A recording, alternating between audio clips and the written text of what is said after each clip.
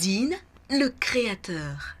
Hello les rocks, ravi de vous retrouver pour un nouveau numéro de Talk Rock, l'émission qui vous aide à libérer votre potentiel.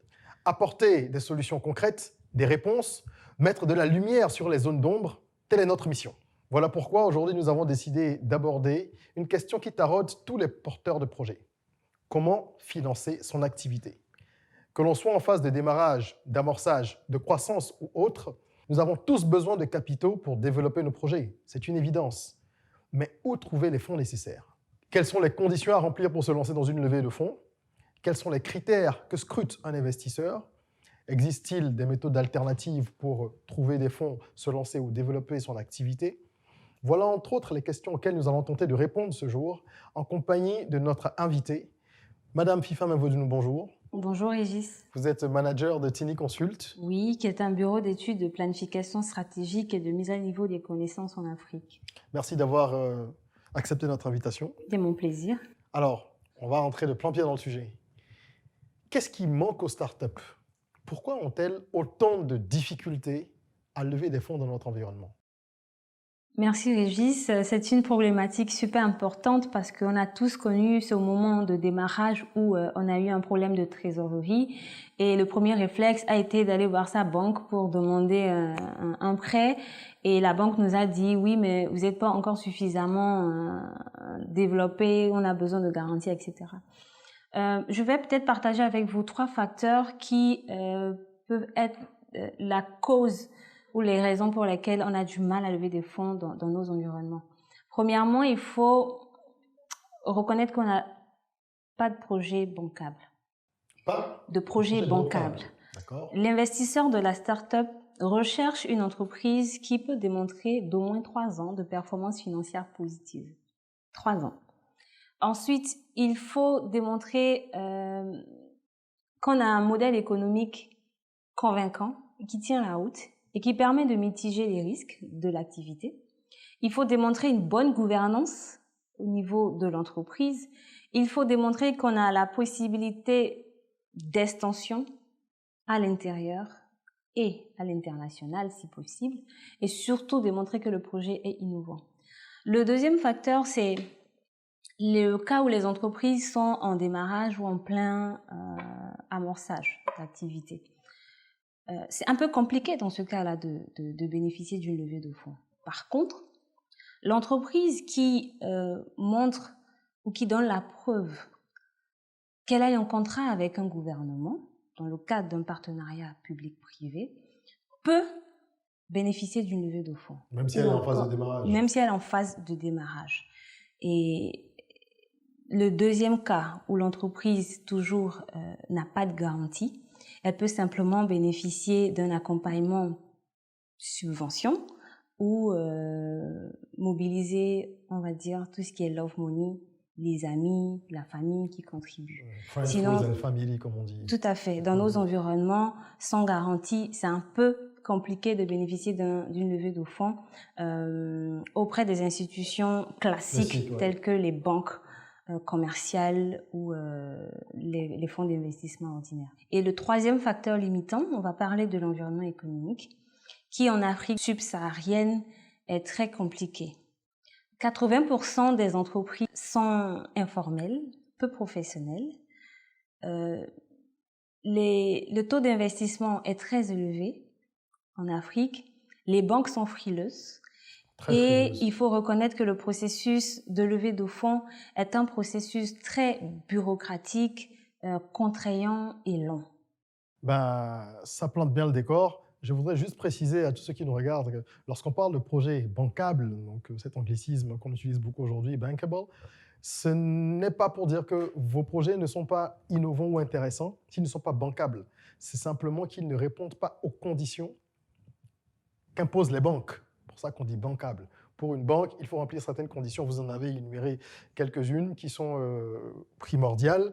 Mais justement, avec un tel décor, si je peux me permettre, comment est-ce qu'on gère une entreprise qui a besoin de fonds? Comment est-ce qu'on fait? Quels sont les mécanismes alternatifs ou les mécanismes de financement sur lesquels une entreprise peut se greffer, peut s'appuyer pour se dire, tiens, moi je suis une start-up, je suis une petite entreprise, je viens de démarrer, ou même une entreprise moyenne, mais je ne remplis pas toutes les conditions nécessaires pour aller vers une banque. Quels sont les mécanismes de financement alternatifs vers lesquels on peut se tourner? Merci Régis. On va dire que ça dépend de la maturité de l'entreprise. Selon qu'elle est dans l'année 0, 1, 4 ou 5. Normalement, une nouvelle entreprise qui est créée en 2021, elle doit s'établir, voir le modèle économique, les résultats qui peuvent se traduire au cours de la 2e et la 3e année d'exercice. Faire tous les réglages. Quoi. Tous les réglages, d'abord les tests marchés, les tests clients. Le financement de cette nouvelle entreprise donc doit se faire sur la contribution des fondateurs et actionnaires. Dans le cas où l'entreprise a plus de 2 ans ou 3 ans d'expérience, il est possible de lever des fonds auprès d'une banque commerciale déjà, parce que vous donnez la preuve de ce qu'il y a, on va dire, une existence en termes de gestion financière.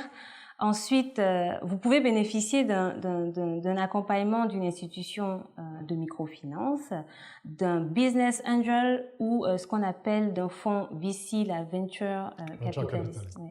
Très bien. Ben, si je comprends, si je résume, on a 2 phases. On va voir la première phase qui s'étend jusqu'à 3 ans, pendant laquelle il faut faire des tests. Il faut grouiller, comme on dit. Il faut grouiller soi-même, il faut se débrouiller, il faut faire des réglages, parce que généralement, l'idée de départ n'est pas forcément celle que l'on maintient à 100% par la suite. On est obligé de réajuster un peu les choses en fonction de ce que le marché demande, en fonction de ce que les clients veulent.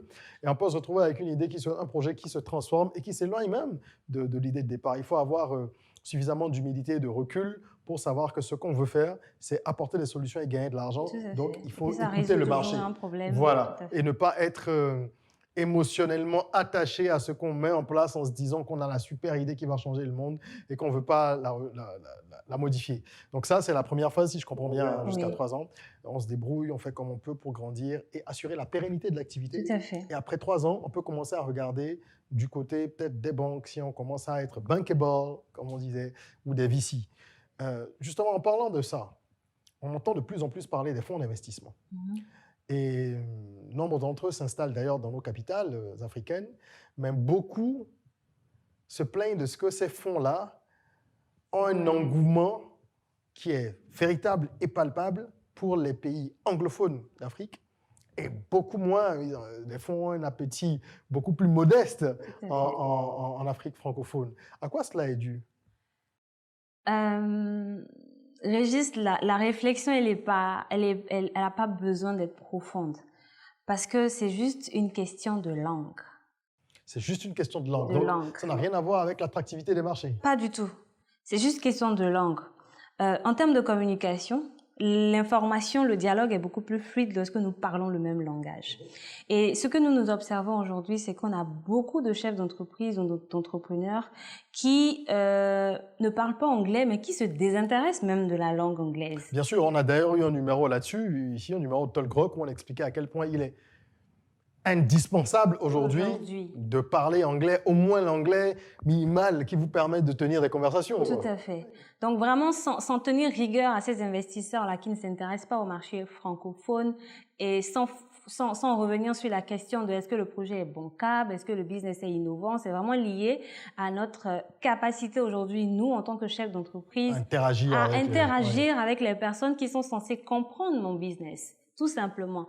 Et ce que moi, je peux donner comme réponse à ce niveau-là, c'est de dire que les chefs d'entreprise aujourd'hui vont devoir investir sur leur formation, investir sur les capacités aujourd'hui à intégrer l'anglais dans leur façon de communiquer et networker beaucoup plus souvent, networker que ce soit dans leur environnement immédiat et ne pas hésiter à sortir.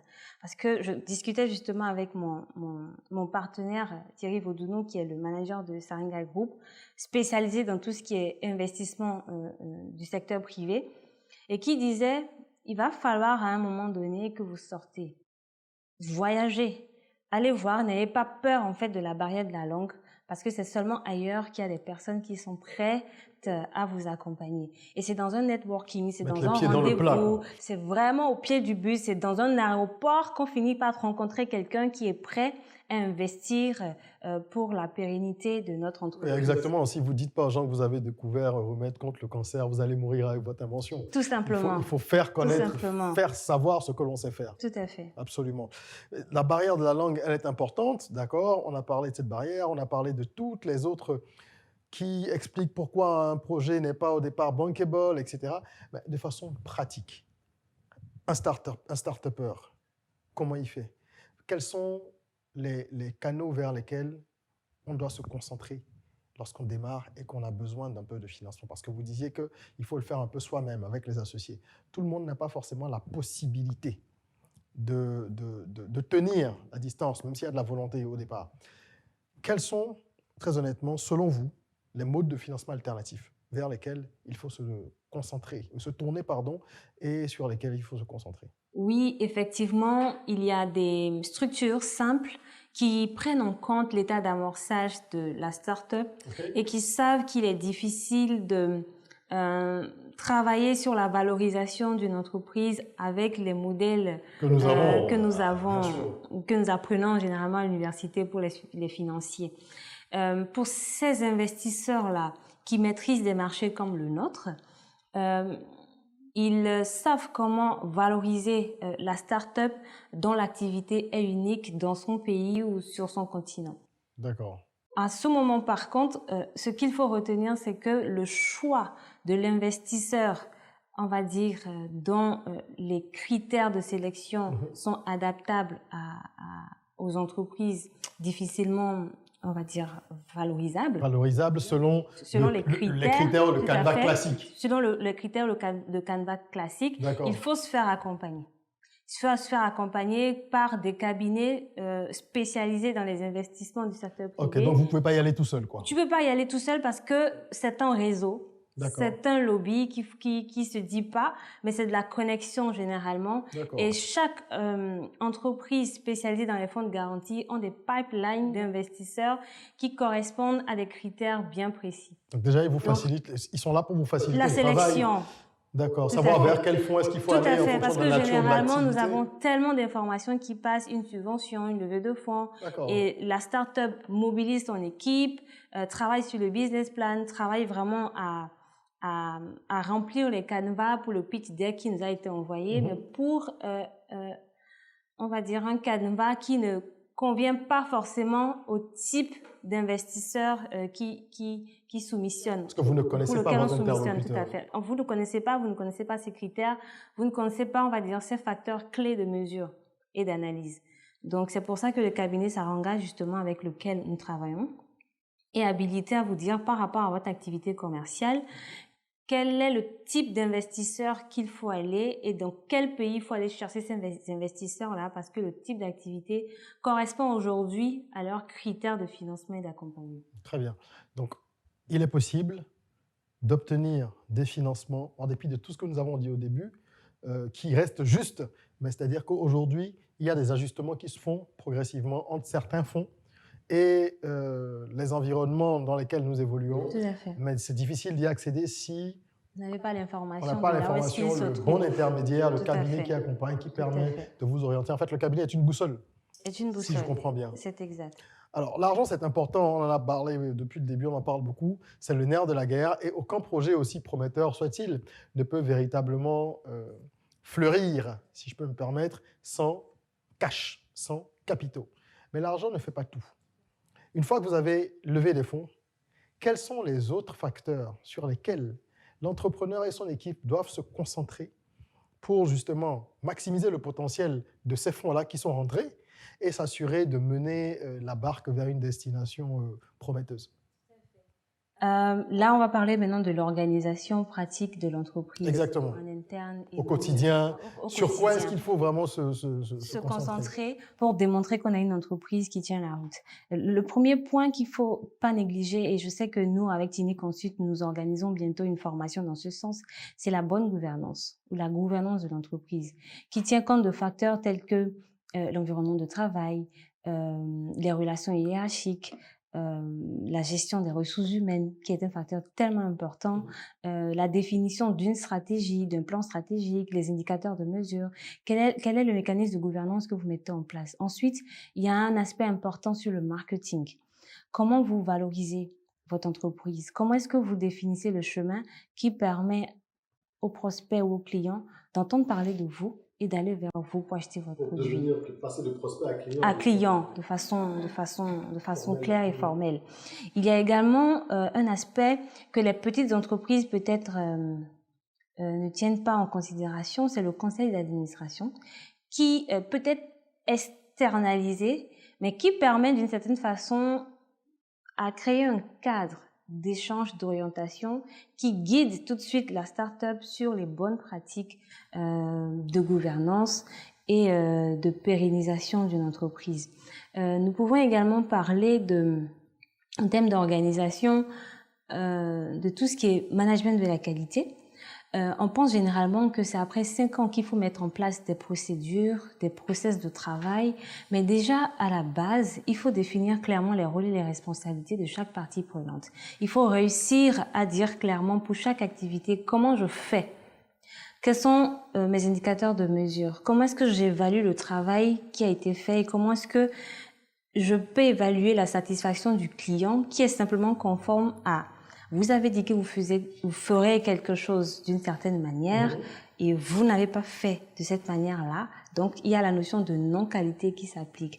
Donc, voilà des petits exemples en fait d'organisation que nous devons mettre en place dès le démarrage de l'activité et qui pourraient dans un certain sens, rassurer le futur investisseur de ce qu'il y a une organisation propre qui a été définie au sein de l'entreprise depuis le démarrage. Donc, globalement, les entrepreneurs devraient travailler à avoir une feuille de route, si je peux façon caricaturer un peu la chose, dès savoir le départ. où ils vont et savoir comment est-ce qu'ils structurent les activités. C'est un travail qui n'est pas simple, qui n'est pas aisé. C'est vrai qu'on a souvent la tête dans l'opérationnel, surtout quand on démarre. On a besoin on oublie que ça la stratégie qui dit exactement quoi faire quand. On a tout fait de se laisser enliser complètement par tout ça. Et c'est important de le rappeler, de savoir que vous pouvez également être accompagné si vous ne pouvez pas le faire tout seul par des cabinets justement qui sont spécialisés dans ces domaines-là. Alors, quelles sont les erreurs les plus fréquentes que commettent les entrepreneurs lorsqu'ils se décident à aller chercher du financement, de votre expérience? L'entreprise qui va chercher du financement est quand même à une étape de son activité où elle veut grandir, elle veut croître. Et en ce moment-là, je pense que le travail qui se fait, c'est de savoir est-ce que l'équipe avec laquelle je travaille est une équipe qui peut faire face aux nouveaux enjeux de l'entreprise. Donc, le premier facteur pour moi, c'est le choix de l'équipe. Donc, la première erreur, généralement, la première erreur, c'est de mal choisir son équipe. Donc, mal choisir ses collaborateurs. Mal choisir ses collaborateurs. Parce que d'une certaine façon, c'est l'équipe à un moment qui vous motive. L'entrepreneur, il a tellement de moments de basse intensité que c'est la bouffée d'air frais, c'est votre équipe, c'est ceux-là qui disent on peut le faire. En vérité, voilà comment on pourrait orienter le projet, voilà comment on peut aller. C'est-à-dire qu'il faut aussi que l'entrepreneur transmette la vision suffisamment aux collaborateurs. Dès le départ. C'est pour ça qu'on parlait de bonne gouvernance sur comment est-ce que vous-même, en tant que start-up, vous démontrez aux investisseurs que vous tenez la route et que vous savez exactement où vous allez. Une fois que cette vision-là est bien transmise, vous avez la bonne équipe qui réussit à récupérer les bonnes informations et suivre le plan d'action stratégique conformément à ce qui a été rédigé et planifié avec justement des évaluations, des mises à jour et tout. Et ensuite, après la première erreur qui est donc le choix de l'équipe, on va parler du plan d'affaires. Un plan d'affaires peu bancable et mal ficelé peut retarder le financement de plusieurs mois ou de plusieurs années. Même si l'idée est bonne. Même si l'idée est bonne. Même si l'activité fonctionne. En vérité, l'investisseur, il n'est pas à l'intérieur de l'entreprise. Il n'y a que la version documentée de vos activités qui lui permet de savoir qu'est-ce que vous faites, comment est-ce qu'il gagne de l'argent avec vous. Donc, c'est le plan d'affaires qui lui permet de savoir exactement le revenu modèle est basé sur tel aspect de la vente. Comment est-ce que je vais sur le marché? Comment est-ce que je tiens compte de mes concurrents? Mais combien d'argent je perds sur combien d'années? et au Avant bout de de combien commencer à d'années je rentabiliser, rentabilise. bien Et quand je rentabilise à hauteur de combien. Donc oui, le plan d'affaires, on va dire que c'est le nerf de la guerre en fait pour aller sur un marché de la levée de fonds de l'investissement. Et le troisième point, c'est le choix des structures de financement maintenant. Il est important de connaître le type de financement approprié à l'ADN de la start-up. D'accord. C'est-à-dire qu'il existe, comme pour toute chose, plusieurs options lorsqu'on veut Plusieurs trouver du options, plusieurs financement. fonds, plusieurs Et quand sources. vous parlez du type de financement et de l'ADN, vous voulez parler des critères, savoir s'il y a un taux de remboursement, un taux d'intérêt. C'est bien ça. Est-ce que D'accord. c'est un financement à taux 0% parce que D'accord. on parlera de Est-ce que c'est de la subventions. dette? Est-ce que c'est de la dette? l'equity? Tout à fait. Ou il y en a plutôt, ils cherchent à entrer dans le capital de Bien l'entreprise. sûr. bien Donc sûr. à hauteur de combien? Si ça ne vous convient pas, parce que généralement les startups c'est des petites c'est des structures. petites structures On qui peut se très vite mettent vous, ensemble, voilà. Oui, Donc très vite vous absorber. on vous absorbe très rapidement et finalement que ce soit sur la gouvernance, la stratégie, vous n'êtes c'est pas que vous n'êtes qu'un simple gérant. Mais vous devenez un exécutant, quoi. En Ça vérité, peut vite arriver. en vérité. Et donc, vous n'êtes vraiment plus dans l'administration de votre projet.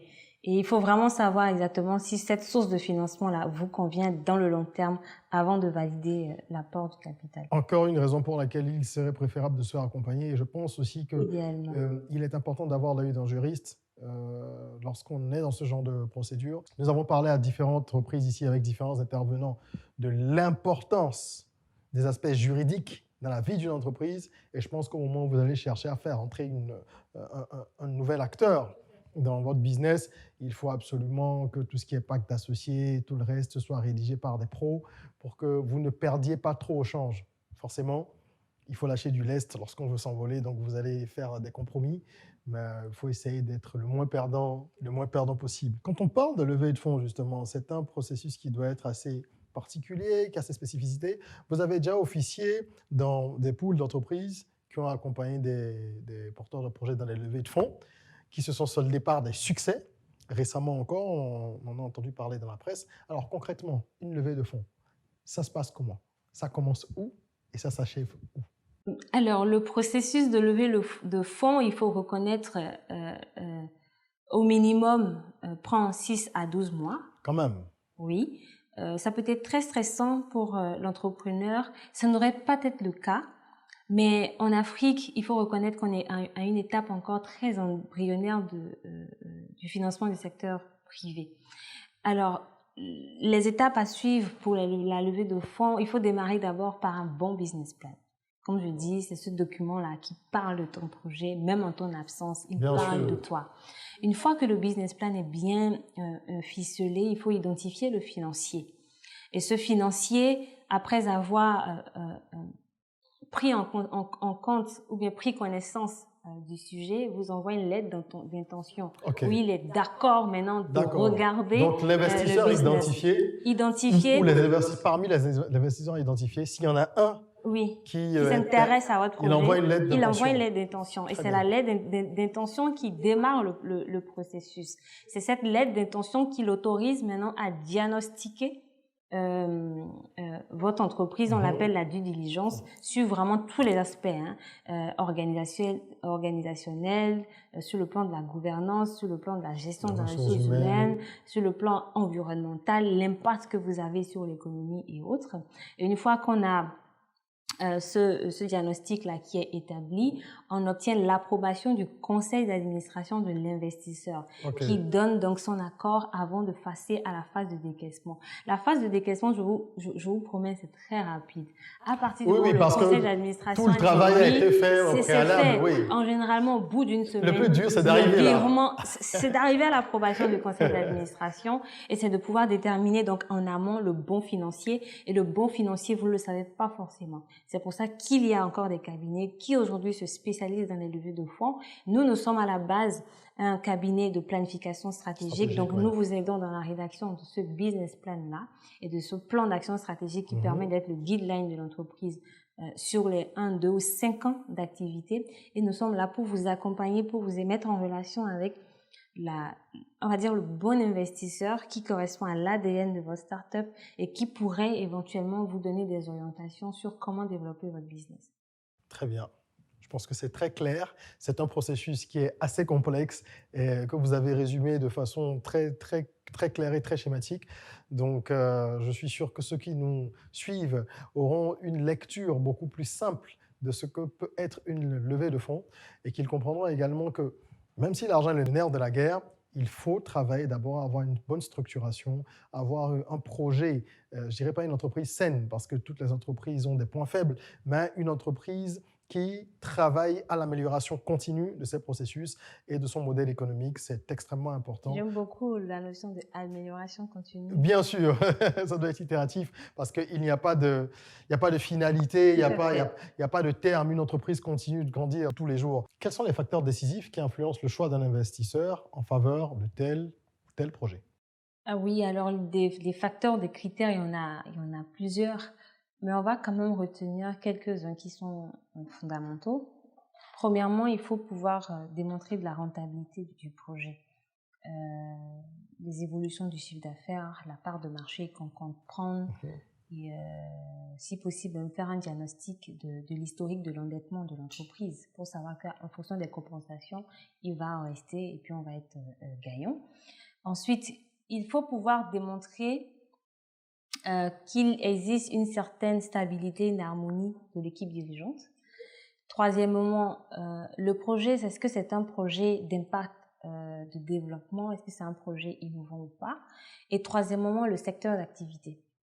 Il y a des secteurs d'activité aujourd'hui qui sont des secteurs phares, notamment la santé, la fintech, l'environnement, les énergies renouvelables et tout ce qui est sécurité alimentaire. Éducation, l'EdTech aussi. Tout à fait. Tout à fait. Donc, voilà un peu les 4, on va dire, points que les investisseurs regardent et qui font qu'ils choisissent de soutenir ou d'accompagner une start-up plutôt qu'une autre. Si je peux me permettre, je voudrais rajouter quelque chose, je voudrais rajouter un point ou souligner un aspect.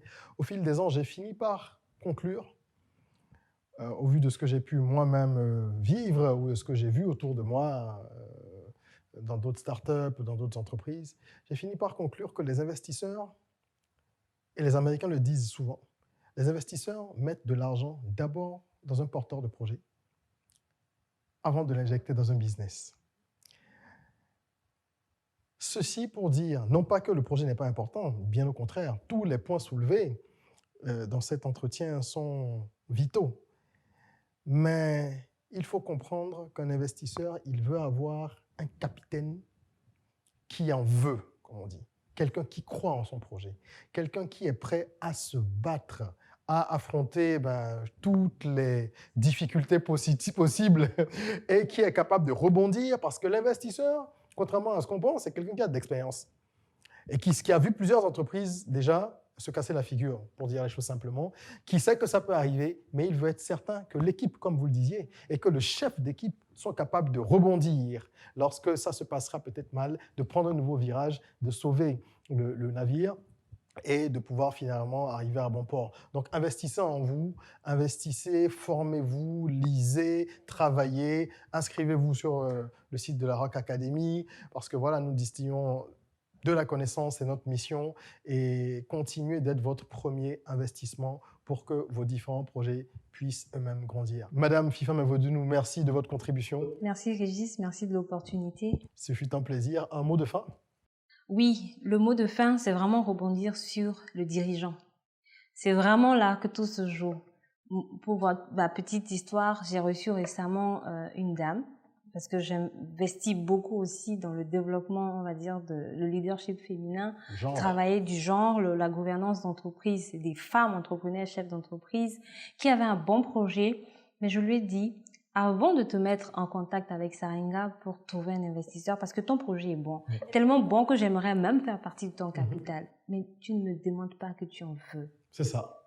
Tu ne vends pas la chose suffisamment bien. Quand ça va casser, quand ça va clasher, est-ce que tu es présent? Comment est-ce que tu gères?